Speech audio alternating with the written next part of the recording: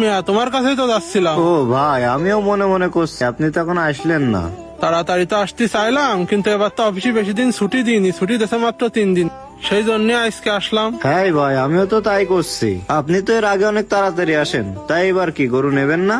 হ্যাঁ, এই গরু নেবো বলেই তো আসলাম, তোমার উপরে আমার বিশ্বাস আছে। আচ্ছা ভাই, সেনাই গরু দেখে দিবানে। তা কিরকম বাজেটের মধ্যে নিতে চাচ্ছেন? শোনো, বাজেট নিয়ে কোনো সমস্যা নেই, আর তোমার উপরে তো আমার বিশ্বাস আছে, তুমি একটা ভালো গরুই আমারে দিবা। আচ্ছা ভাই, ভালো দেখে একটা গরু দিবানে।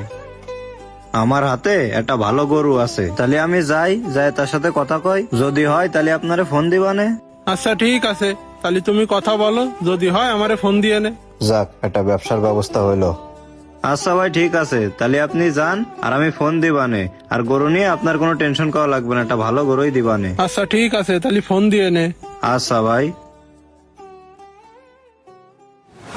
তোমার গরুটা তো আমি দেখলাম, তা গরুর যে অবস্থা, তাতে বেশি দাম পাবান না। কেন ভাই, গরুটা আমার তো ভালোই, তাহলে কয় টাকা বিক্রি করতে পারবো?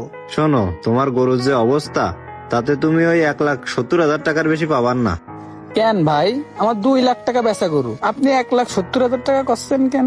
আমারে যদি বেচতে দাও তাহলে তুমি ওই দামই পাবা। এখন কও, গরু কি বিক্রি করে দেবো না থাকবে? আপনি আমার গরুটা বিক্রি করাই দিন। শোনো, তোমার গরু আমি বেচাই দেবো, কিন্তু তুমি পার্টিরে এই গরুর দাম 2 লাখ টাকা বলবা। এই 2 লাখ টাকার থেকে যেন একদম নড়চড় হবা না। আচ্ছা ঠিক আছে ভাই, আপনি যা বলবেন তাই হবে। ঠিক আছে, তাহলে তুমি যাও, আমি পার্টির ব্যবস্থা করতেছি। আচ্ছা ভাই। ভাই, গরু তো দেখলেন, গরু কি আপনার পছন্দ হয়েছে তাই কন? হ্যাঁ ভাই, গরু তো পছন্দ হয়েছে, তার দাম কিরকম কি চাচ্ছেন? হ্যাঁ আব্বা, গরুটা কিন্তু সুন্দর, তুমি এই গরুটাই কিনবা। হ্যাঁ মনি, দাঁড়া, গরু তো কিনবানে, দামের কথাটা আগে শুনে নি। তাহলে আর বেশি দেরি করে লাভ নেই। ভাই, আপনার গরুর দাম কত চাচ্ছেন উনারে বলেন। ভাই, গরুটা আমার শখের গরু, এই গরুটা নিতে গেলে 2 লাখ টাকা আপনার দিতে হবে। কি করছেন ভাই, 2 লাখ টাকা?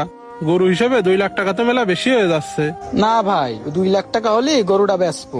ভাই, 2 লাখ টাকা দিয়ে তো এই গরু নেওয়া সম্ভব না, তাহলে এখন কি করবা? ভাই, আপনি এক কাজ করেন, আপনি আমার সাথে একটু সাইডে আসেন, আপনার সাথে একটু কথা বলে নি। শোনেন, বিষয়টা হচ্ছে কি, ওই গরুটা 2,30,000 টাকা বিক্রি আছে, ও তো 2 লাখ টাকা করে ঠকে গেছে। আচ্ছা যাই হোক, ও যখন 2 লাখ টাকা চাইছে, 2 লাখ টাকা তো আর ওরে দেবো না। দেখি আমি ওই জায়গাতে আর 20,000 টাকা কমানোর ব্যবস্থা করতেছি, আপনি আসেন আমার সাথে। আচ্ছা, তাহলে কথা বলে দেখো। শোনো ফিরোজ, ভাইয়ের জন্য 2 লাখ টাকা বেশি হয়ে যাচ্ছে। এখন তুমি দেখো, 1,80,000 টাকায় তোমার এই গরুটা তুমি বিক্রি করবা কিনা? না ভাই, 2 লাখ টাকা না হলে এই গরুটা আমি বেচবো না।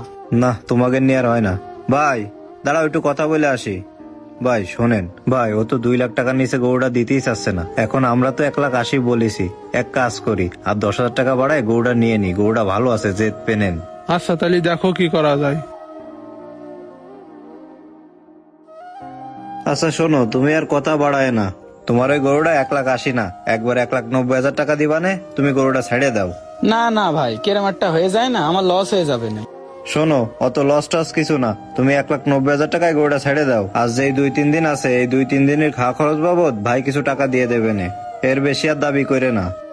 আচ্ছা ভাই, ঠিক আছে। আর তোমার যে টাকা পয়সা সব আমি নিজের হাতে এসে বুঝাই দিবানে, ওইসব নিয়ে তোমার টেনশন করা লাগবে না। আচ্ছা ভাই, তাহলে আপনি চলেন।